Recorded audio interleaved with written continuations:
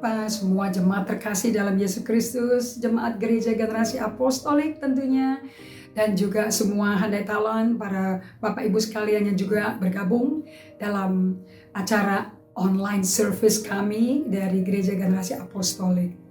Ini adalah seperti saya katakan sebelumnya, musim yang baru, reality baru, a new reality. Faktanya kita semua berkumpul di rumah-rumah, kita semuanya semakin erat, semakin sering berjumpa sama anggota keluarga kita. Mau nggak mau, kita bersapaan, mau nggak mau duduk makan bersama. Biasanya kalau ke kantor itu, kita pulang mereka udah tidur, mami saya udah tidur. Tapi sekarang breakfast together, lunch together, even cooking together. How about you? So ini realita baru, di mana hubungan dalam keluarga mulai dipupuk lagi. Dan hubungan sama Tuhan terutama, above everything else. Ada satu pribadi yang selalu pay attention to you, namanya Jesus Christ, Yesus Kristus Tuhan kita. Dan di musim Paskah ini, apa yang kita mau ingat kecuali kasih-Nya yang tak terbatas, kasih tak bersyarat. Dia mau menderita. Lebih ngeri penderitaannya dibandingkan penderitaan yang kita alami semua. Berita-berita yang menghujani, membombardir, sudah level membombardir dari semua negara. Masuk ke semua kita punya WhatsApp, masuk ke semua kita punya email, ataupun social media apapun yang Anda pakai di gadget Anda. Dan saya berdoa Anda bisa menghandle ya emosi Anda, menghadapi banyak sekali keluhan, komplain, kekecewaan dengan pemerintah, segala macam masuk. Which one do you have to listen? Saya rasa ini musim di mana I think we need to pay attention to God. Kita perlu memberi perhatian kepada Tuhan. Satu buku yang saya baca and really touch my heart, dari Leighton Ford, judulnya Attentive Life. Dia berkata seperti ini. Kalau sampai Tuhan gak kasih perhatian sama kita tuh, what's gonna happen to us? Kita tuh kayak apa ya? Alam semesta tuh kayak apa? Anda bisa bayangin satu malam, Raja Daud, seorang raja yang dibesarkan menjadi gembala. Dimulainya itu, perintisannya dia itu dari seorang gembala, shepherd boy. Dia gak bisa tidur, karena semua urusan negara, kerajaan Israel ada di pundaknya dia. Dan ada di jiwanya juga.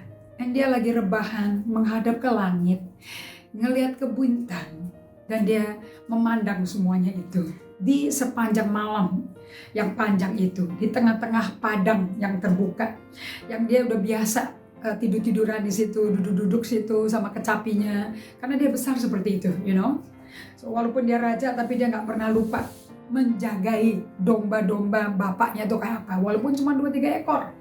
Sekarang seluruh Israel ada di bahu dia.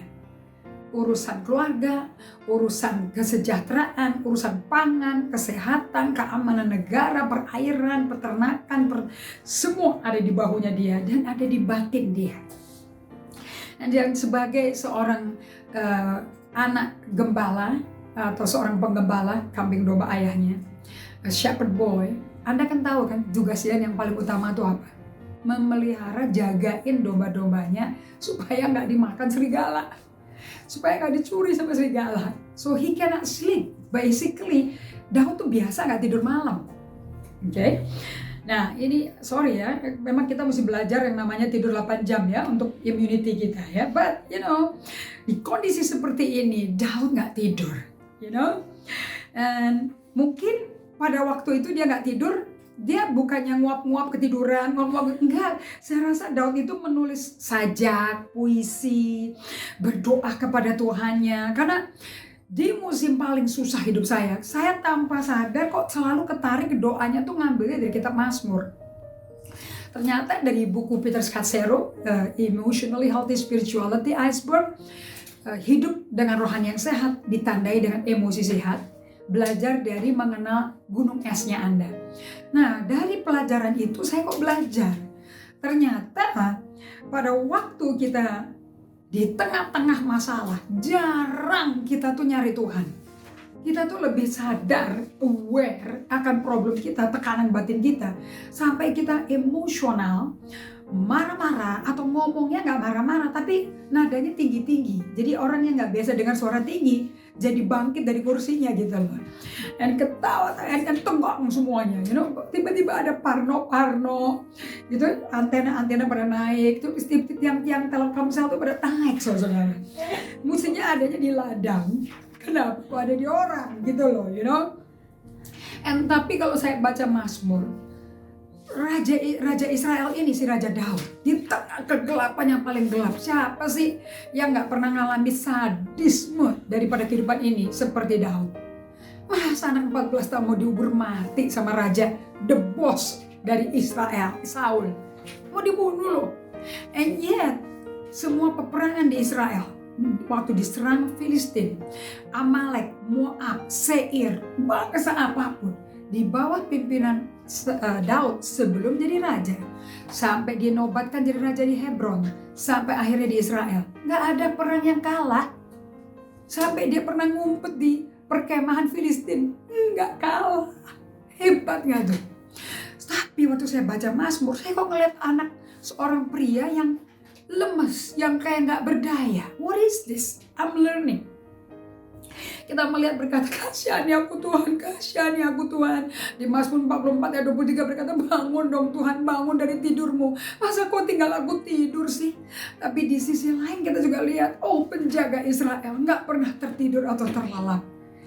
Hey, aku mesti ngerti.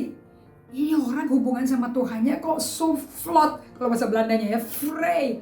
Bebas banget, nggak ada agamawinya, nggak ada protokolernya. Emosinya bebas dia ungkapkan ke Tuhan. Berarti si Daud ini tahu loh, Tuhan itu beri perhatian penuh ke dia loh. And now dia pakai perhatian penuh Tuhan kepada dia. Dia beri perhatian penuh kepada Tuhan yang kasih perhatian. Haji, mumpung dia kasih perhatian, aku keluarin semua emosi, ketakutanku, depresiku, stresku, putus asaku, dukaku, kehilangan masa muda, kehilangan masa remajaku. Udah suruh jagain kakak-kakaknya, jagain kambing domba ayahnya. Ini anak gak gede bahagia loh, full of depression.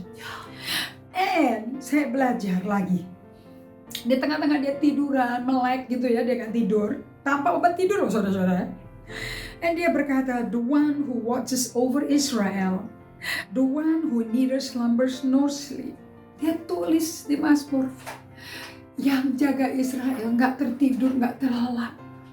Yang jaga Israel, dia bahasa Inggrisnya watches over Israel. Anda tahu nggak sih arti kata watches over?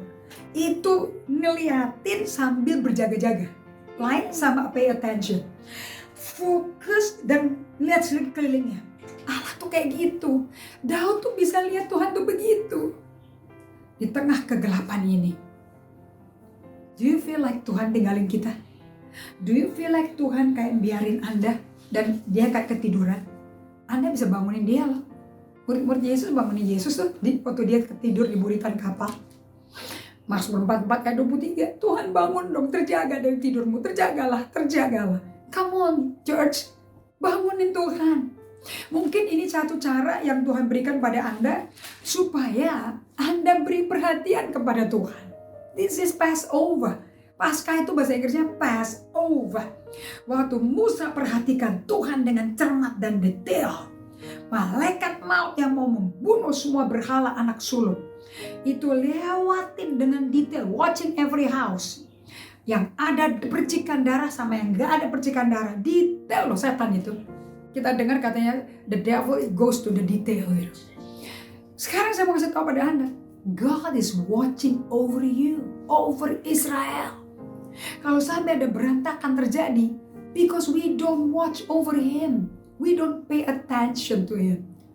Bayar dengan perhatian kita.